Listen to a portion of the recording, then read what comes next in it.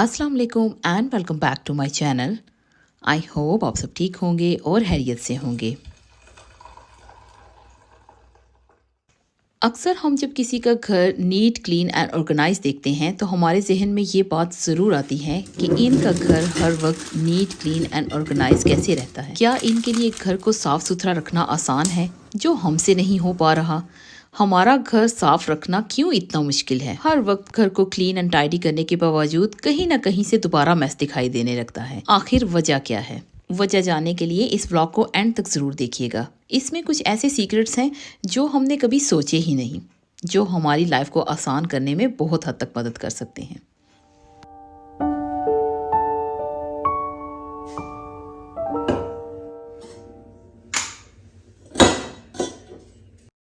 आज के व्लॉग में मैं 7 secrets for instant cleaning motivation आपसे शेयर करने जा रही हूँ। ये कुछ ऐसे सीक्रेट टिप्स हैं, इनमें से अगर आप 1 या 2 भी अपनी लाइफ में कुछ दिन के लिए इम्प्लीमेंट करेंगी तो आपको आपकी लाइफ में बिग डिफरेंस फील होगा। जो आप अपने घर को हर वक्त क्लीन करने की फिक्र में रहती हैं और परेशान रहती हैं, इन परेशानियों से बहुत हद तक आपको छुटकारा मिल सकता है।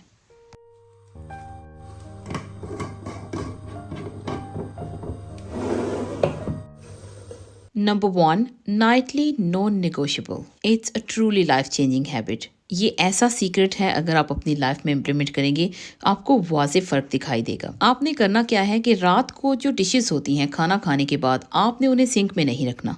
अपने किचन काउंटर्स को क्लियर करना है और आपने डिशेस को क्लीन करके ही सोना है। जब आप रात को सोएंगी और सुबह के वक्त अपने किचन में एंटर होंगी, जब आपका किचन साफ सुथरा आपका इंतजार कर रहा होगा, तो बिलीव मी आपको किचन में काम करने का भी मजा आएगा। इसके अलावा 10 से 15 मिनट्स आप अपने घर की ईच एंड एवरी रूम को जरूर दिया करें। जो कोई भी सामान यहाँ वहाँ बिखरा है उसे आप रात के वक्त थोड़ा सा टाइडी कर लिया करें, क्योंकि सुबह भी तो आपने ही करना है ना। तो सुबह के वक्त जब आप आएंगी, आप रूम्स को इस तरह से बिखरा हुआ देखेंगी तो आपको बहुत ज़्यादा स्ट्रेस होगी। तो उससे बेहतर है सिर्फ 10 से 15 मिनट्स में आप अपने रूम में जितना भी सामान बिखरा है, अगर बच्चों की बुक्स हैं, टॉयज़ हैं, उन्हें एक साइड पे कर दिया करें। पहले तो जैसे मैं हर व्लॉग में ये कहती हूँ कि अपने बच्चों को आदत डालिए। अभी जैसा कि ईस्टर हॉलीडेज़ यहाँ यूके में स्टार्ट होने वाले हैं और बहुत सारी जगहों पर स्टार्ट हो भी चुकी हैं, तो हॉलीडेज़ में अपने बच्चों को ये आदत डालिए कि वो जो टॉयज़ वगैरह इस्तेमाल करते हैं, आर्ट एंड क्राफ्ट इस्तेमाल करते हैं, या उनकी कोई स्टेशनरीज़ हैं, वो सारी चीज़ों को इस्तेमाल के बाद उनकी जगहों पर रखें। देखिए, जब बच्चे प्ले ग्रुप में, नर्सरी में या स्कूल में होते हैं तो वहाँ पर जितनी भी एक्टिविटीज़ की जाती हैं, आफ्टर एक्टिविटीज़ जो भी सामान उनका होता है वो टीचर्स के साथ मिलके उसे टाइडी करते हैं। अगर बच्चे स्कूल्स में कर सकते हैं तो घर में क्यों नहीं। अगर आप उन्हें ये आदत डालेंगी तो वो घर पर भी टाइडी करेंगे। आप जब हर रोज़ अपने घर को 10 से 15 मिनट्स देंगी तो बिलीव मी, वीकेंड पर आपके घर में रीसेट इतना ज़्यादा करने की ज़रूरत ही नहीं होगी, क्योंकि आपका घर पहले से ही टाइडी होगा। Number 2, never leave a room empty handed. ये बात मैंने आपसे पहले भी बहुत बार शेयर की है, लेकिन कुछ डिफरेंट चीज़ों के लिए आज कुछ डिफरेंट शेयर करने जा रही हूँ। पहले जैसा कि मैंने आपसे शेयर किया था कि जब आप बेडरूम लीव करते हैं सुबह के वक्त, तो अपने जो रात के पानी पीने वाला ग्लास या बॉटल है उसे ज़रूर वहाँ से हटा दिया करें। या आपने जिस रूम में बैठ कर थोड़ा सा टाइम स्पेंड किया है, वहाँ अगर बुक रखी है तो बुक को उठा के उसकी जगह पर रख दीजिए। अगर आपने कॉफ़ी या टी पी है तो उस कप को वहाँ से उठा लिया करें। कभी भी किसी भी रूम से जब आप निकलें तो एक दफ़ा नज़र दोहरा लिया करें। अगर वहाँ पर कुछ ऐसा सामान जो उस रूम का नहीं है, किसी और जगह का है, तो वहाँ से हटा दिया करें। लेकिन आज मैं आपसे ये शेयर करने जा रही हूँ कि जब सुबह के वक्त आप बेडरूम से बाहर आएं तो एक नज़र आप अपनी रूम में दोहराइए कि कोई लॉन्ड्री तो नहीं है, उसे आप लॉन्ड्री बास्केट में रखिए। जब आप बाथरूम में जाएं, बाथरूम से बाहर आएं, तो वहाँ भी नज़र दोहराया करें कि कोई टॉवल तो नहीं है या बच्चों के कोई लॉन्ड्री वाले कपड़े तो नहीं है जिन्हें आपने वॉश करना है। अगर हैं तो उन्हें आप लॉन्ड्री बास्केट में रखिए। इसके अलावा अगर आपकी उस रूम में कुछ एक्स्ट्रा स्टफ है, जैसा कि कई बार मैं लिविंग एरिया में बैठकर अगर लिविंग से बुक लेकर रीड कर रही हूँ, तो वो बुक पढ़ते पढ़ते मेरा दिल चाहता है कि जब मैं अपस्टेयर्स जा रही हूँ तो अपने साथ ही ले जाती हूँ और वो चली जाती है बेडरूम में। लेकिन सुबह जब मैं दोबारा डाउनस्टेयर्स आती हूँ तो वो बुक मैं अपने हाथ में लेकर नीचे आ जाती हूँ और उसे उसकी जगह पर रख लेती हूँ। इस तरह से वो बुक अपनी जगह पर दोबारा चली जाती है। मैंने कभी भी डाउनस्टेयर्स की बुक्स अपस्टेयर्स और अपस्टेयर्स की बुक्स डाउनस्टेयर्स नहीं रखी हैं। रीड करने के बाद उनको उनकी जगहों पर रख देती हूँ। Secret number 3, always clear kitchen counters. यहाँ किचन काउंटर को क्लियर करने का मतलब हरगिज ये नहीं है कि आप साफ सफाई का ध्यान रखें। मैं जानती हूँ कि मेरी सारी बहनें अपने किचन के काउंटर्स की सफाई का बहुत ध्यान रखती हैं। यहाँ मैं बात कर रही हूँ किचन में इस्तेमाल होने वाले गैजेट्स एंड टूल्स की।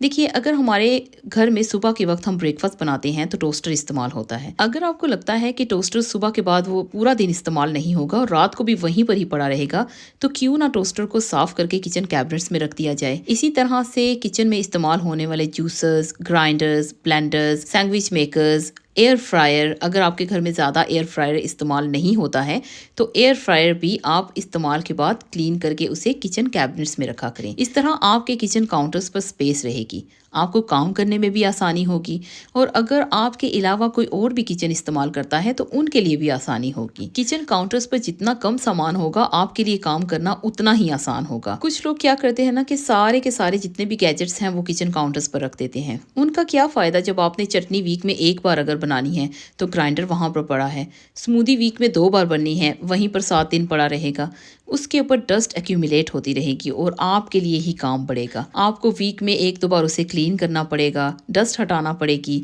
या कुछ लोग तो मैंने पाकिस्तान में ऐसे भी देखे हैं जो इन सारे गैजेट्स को कवर करके रखते हैं, हालांकि ये गैजेट्स कवर नहीं किए जाते। तो अपना काम बढ़ाने से बेहतर है ना कि इनको वहां से हटा दिया जाए, किचन कैबिनेट्स में रख दिया जाए या इनके लिए कोई अलग से एक जगह बना ली जाए जहां पर आप अपने सारे के सारे गैजेट्स को एक साथ रखें, ताकि आपको इस्तेमाल करने में भी आसानी हो और बार बार इन्हें क्लीन भी ना करना पड़े। Number 4, 30 item toss. ये मैंने अपनी लाइफ में इम्प्लीमेंट किया है और मैं बहुत हद तक कामयाब हुई हूँ। ये एक ऐसा सीक्रेट है जो हमें बहुत हद तक स्ट्रेस फ्री होने में हेल्प करता है। एक महीने में 30 दिन होते हैं और हम क्यों ना इन 30 दिनों में हर रोज एक अनवांटेड आइटम को डिस्कार्ड करें। मैं ये हरगिज नहीं कहूंगी कि आप नया नया सामान उठाकर अपने घर से बाहर फेंक दें। जो 30 आइटम्स आपने अपने घर से डिस्कार्ड करनी है उसमें फॉर एग्जांपल आपके मेकअप की लिपस्टिक खत्म हो चुकी है और आपने नई भी बाय कर ली है, नई तो आपने अपने वैनिटी टेबल पर रख ली है, पुरानी भी वहीं पर पड़ी है, तो क्यों ना पुरानी को उठा के वहां से हटा दिया जाए। इसके अलावा बाथरूम में यूज होने वाले शैम्पू, कंडीशनर वगैरह, देखिए हमारे एशियन घरों में तो ये मुझे लगता है कि हर घर की कहानी है, इंक्लूडेड माय हाउस, कि जब शैम्पू खत्म भी हो जाती है तो आखिर में उसमें पानी डाल के थोड़ा सा पानी हिलाकर उसे भी इस्तेमाल किया जाता है। ऐसा करने में ना तो कोई बुराई है और ना ही किसी को कोई प्रॉब्लम होनी चाहिए, लेकिन इस्तेमाल के बाद उस शैम्पू बॉटल को बिन के बजाय फिर वहीं पर रख दिया जाता है, तो क्यों ना वो बॉटल भी वहीं से हटा दी जाए, वो भी एक आइटम में काउंट होगी। आप अपनी सॉक्स को चेक कर लीजिए, मेकअप चेक कीजिए, अपनी ज्वेलरी वगैरह चेक कर लीजिए। इसके अलावा kids toys, stationery, art and crafts, बच्चों के कपड़े, किचन की आइटम्स, स्किन केयर प्रोडक्ट्स, आपको जो भी लगता है, जो सामान आपको नहीं चाहिए या आपको लगता है कि कोई ख़त्म हो गया है, जैसा कि बॉटल्स एम्प्टी हैं वहीं की वहीं पड़ी हैं, वो सारा सामान वहाँ से हटा दीजिए। वो सारी आइटम्स को हटाते वक्त आप काउंट कीजिए कि आपने कितनी आइटम्स को वहाँ से उठाया है। आपकी वो स्पेस देखिएगा कितनी ज़्यादा एम्प्टी होगी और आपके लिए वहाँ पर बहुत सारी न्यू चीज़ों की जगह बन जाएगी। Number 5, one product wonder. हम ख़वातीन की हर घर में मुझे लगता है कि एक ऐसी क्लीनिंग प्रोडक्ट ज़रूर होती है जो हमें इस्तेमाल करना बहुत अच्छी लगती है, जैसा कि मेरे घर में एल्बो ग्रीस है। मैं ज़्यादातर उसके साथ अपने किचन काउंटर्स, अपने घर की ज़्यादातर चीज़ों को उसके साथ क्लीन करना पसंद करती हूँ। आप एक ऐसी स्प्रे या तो घर पर बना लीजिए, ज़्यादातर ख़वातीन घर पर भी बनाती हैं DIY करके, या आपकी फेवरेट स्प्रे बॉटल को हमेशा हैंडी रखा करें विद एक माइक्रोफाइबर क्लॉथ। जब भी आपको लगे कहीं पर थोड़ी सी डस्ट है उसको क्लीन कर दिया करें, कहीं पर कुछ स्पिलेज है उसको फ़ौरन से वाइप कर दीजिए। ये आप पर डिपेंड है कि आप अपने घर के कामों को अपने लिए किस तरह से ईजी करना चाहती हैं। क्विक वाइप नाउ और स्क्रब लेटर। अब ये आपको डिसाइड करना है कि आपने अपने लिए किस तरह से आसानियां पैदा करनी है। अपने घर के हर कॉर्नर में अपनी फेवरेट स्प्रे को साथ लेकर जाया करें। दिन में अगर आप एक भी विजिट करें थोड़ा सा वक्त निकाल के, तो आप अपने घर को टाइडी रखने में कामयाब हो सकती हैं। आपके घर में इस्तेमाल होने वाले मिरर्स, आपका किचन, बाथरूम, लिविंग, आपका डाइनिंग एरिया, सभी जगहों पर एक नज़र ज़रूर दोहराया करें उस स्प्रे के साथ जाके। जब आप कहीं पर भी थोड़ा सा मैस देखती हैं तो उसको फ़ौरन से अगर आप साफ़ कर लेंगी तो आपके लिए ही आसानी रहेगी। Number 6, your strategy. हमेशा जब भी आप कोई भी काम करें तो उसका प्लान ज़रूर किया करें और उसे स्केड्यूल ज़रूर किया करें। स्टेप बाय स्टेप सॉल्यूशन को फाइंड करने की कोशिश किया करें कि आपने कौन सा काम कहाँ से स्टार्ट करना है और कहाँ पर जाकर आपको कंप्लीट करना है। ये आपकी स्ट्रेटजी होगी आपके घर को हर वक्त क्लीन रखने के लिए। क्योंकि कई बार हमारा ऐसे होता है ना कि हम कहीं से भी काम स्टार्ट कर लेते हैं, फिर हम मिडल में जाकर ओवरवेल्म्ड होकर सारे काम को वहीं पर छोड़कर आराम से बैठ जाते हैं। जो हमने सोचा होता है ना तो हम वो कर पाते हैं और ना हमने जो खोल रखा है वो कंप्लीट कर पाते हैं। इसलिए स्ट्रेटजी का होना बहुत ज़रूरी है। Number 7, be the queen of your own house. आपका घर है, आपकी प्लेस है, आप डिजर्व करती हैं एक साफ सुथरा, neat, clean and tidy house, क्योंकि आपने उस घर को संभाल रखा है, आपने अपनी फैमिली को संभाल रखा है, आप उस घर की क्वीन हैं। आपने जिस तरह से उस घर को मेंटेन करके रखा है वहाँ आपकी जगह कोई भी नहीं ले सकता और आपके बिना ये घर चलेगा भी नहीं। बस इस चीज़ को अपने जहन में रखिए। आपका हक है कि आप एक अच्छी जगह डिजर्व करती हैं। आप अपने लिए भी वक्त निकाला करें और आप अपने लिए तभी वक्त निकाल पाएंगी जब आप अपने घर के कामों को वक्त से कंप्लीट करेंगी। इसके लिए आपको स्ट्रेटजीज का इस्तेमाल करते हुए अपने घर के कामों को एफिशिएंटली कंप्लीट करना पड़ेगा। जब आप अपनी एक रूटीन सेट करेंगी, आप अपने घर के सारे कामों को वक्त से करेंगी, एक टाइम से कंप्लीट करने के बाद आप अपने लिए भी वक्त निकाल सकेंगी, क्योंकि आप ट्रूली डिजर्व करती हैं एक रिलैक्सिंग प्लेस। जब भी आपका घर के काम करने को दिल ना चाहे और घर के काम भी कुछ इस तरह से हो कि उन्हें करना ही करना है, तो बस अपने आप को पुश करते हुए उठा लिया करें, हिम्मत दिया करें और ये कहा करें कि यू कैन डू इट। जब आप अपने आप को खुद से हिम्मत देकर अपने घर के कामों को वक्त से कंप्लीट करेंगी तो बिलीव मी, आप सच में अपने लिए बहुत सारा वक्त निकाल पाएंगी जिसमें आप अपनी मर्जी का कोई काम कर सकेंगी। ये ऐसे सीक्रेट्स हैं जो मैंने अपनी लाइफ में इम्प्लीमेंट किए हैं और मुझे अल्हम्दुलिल्लाह अल्लाह पाक का जितना शुक्र अदा करूँ उतना ही कम होगा।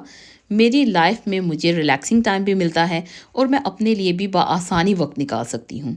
घर के काम भी वक्त से कंप्लीट कर लेती हूँ और ये सब तभी मुमकिन होता है कि मैं अपने कामों को तवज्जो से और इन सीक्रेट्स को फॉलो करते हुए करती हूँ। व्लॉग को एंड करने से पहले यहाँ मैं 2 क्वेश्चंस के आंसर भी करती चलूँ।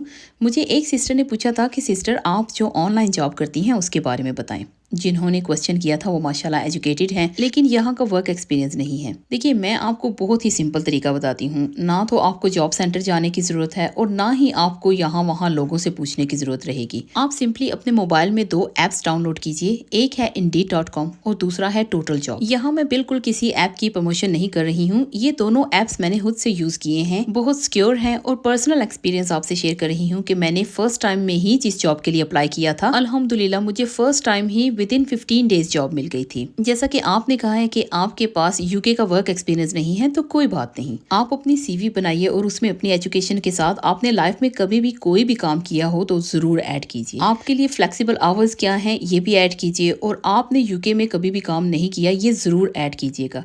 जब आप जॉब फाइंड करेंगी तो बहुत सारी ऐसी कंपनीज हैं जो आपको ट्रेनिंग भी साथ देंगी। जब भी हम कहीं पर भी जॉब स्टार्ट करते हैं, चाहे हमारे पास पहले से वर्क एक्सपीरियंस भी हो, लेकिन फिर भी हम नई जगह पर जॉब करने के लिए जब जाते हैं तो हमें थोड़ी सी ट्रेनिंग की ज़रूरत ज़रूर पड़ती है। और जो मेरी जॉब है इसके बारे में कुछ प्राइवेसी रीजंस की वजह से यहाँ मैं यूट्यूब चैनल पर शेयर नहीं कर रही हूँ, लेकिन इतना मैं ज़रूर आपसे शेयर करूंगी कि मैं फुल टाइम जॉब करती हूँ और वर्क फ्रॉम ऑफिस करती हूँ। लेकिन कुछ सर्कमस्टेंसेस इस तरह के होते हैं जिनकी वजह से हमें समटाइम्स वर्क फ्रॉम होम भी कवर करना पड़ता है। लेकिन वर्क फ्रॉम होम में भी हमारा लिंक ऑफिस के साथ होता है। हम 1 मिनट के लिए भी अपने स्टेशन को नहीं छोड़ सकते हैं क्योंकि हम कस्टमर्स के साथ भी डील कर रहे होते हैं। आई होप आपको आपके क्वेश्चन का आंसर मिल गया होगा और आप हिम्मत करिए, अल्लाह पाक हिम्मत करने वालों का साथ देते हैं और इंशाल्लाह अल्लाह पाक आपके लिए ज़रूर बेहतरी करेंगे। और दूसरा मोस्ट आस्किंग क्वेश्चन कि मेरे सोविंग चैनल्स पर वीडियो इतनी लेट क्यों आती हैं।